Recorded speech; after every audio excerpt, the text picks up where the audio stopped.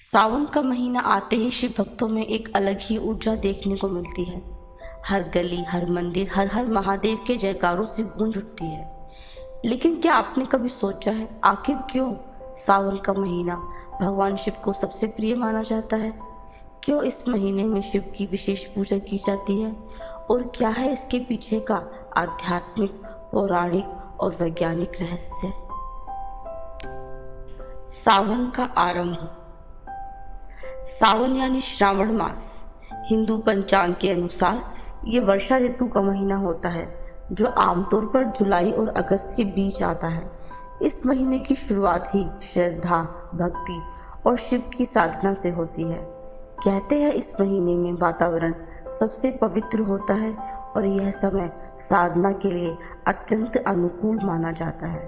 पौराणिक कथाओं के अनुसार समुद्र मंथन के समय जब हलाल विष निकला तब उसे कोई भी देवता ग्रहण करने को तैयार नहीं था। संपूर्ण सृष्टि संकट में थी। तब भगवान शिव ने करुणा दिखाते हुए वह विष अपने कंठ में धारण कर लिया और तब से वे नीलकंठ कहलाए। यह विष इतना तीव्र था कि शिव जी के कंठ में भयंकर जलन होने लगी। तभी समस्त देवताओं और ऋषियों ने उन पर गंगा जल चढ़ाया ताकि विष की जलन शांत हो सके। और तभी से ये परंपरा चली कि श्रावण में शिवलिंग पर जलाभिषेक किया जाता है। श्रावण मास को शिव साधना का सबसे उत्तम समय कहा गया है।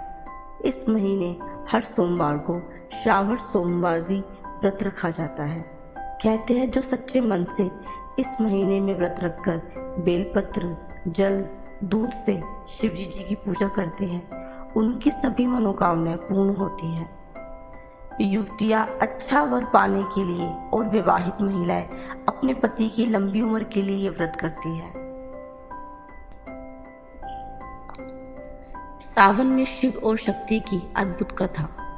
माता सती ने अपने पिता दक्ष के यज्ञ में भगवान शिव का अपमान देखा और दुख में अग्नि में कूद गई।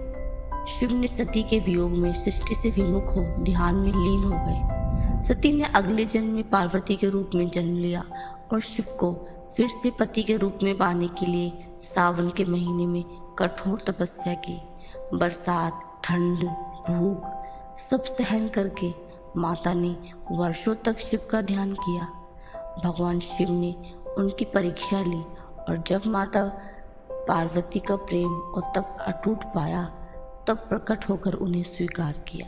फिर शिव और शक्ति का विवाह हुआ और तभी से सावन का महीना शिव शक्ति के मिलन का प्रतीक माना गया।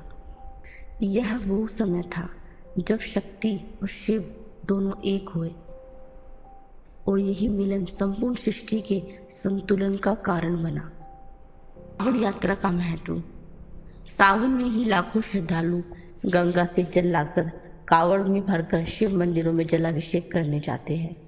ये कांवड़ यात्रा न सिर्फ भक्ति का प्रतीक है बल्कि साहस, धैर्य और अनुशासन का अद्भुत उदाहरण भी है। कहते हैं ये यात्रा शिव को अत्यंत प्रिय है और इससे पुण्य की प्राप्ति होती है।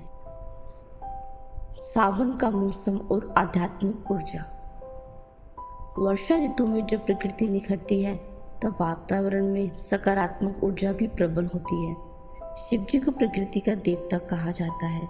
वे योग के अधिपति हैं जो ध्यान में लीन रहते हैं। सावन का महीना ध्यान, योग, साधना के लिए आदर्श समय है।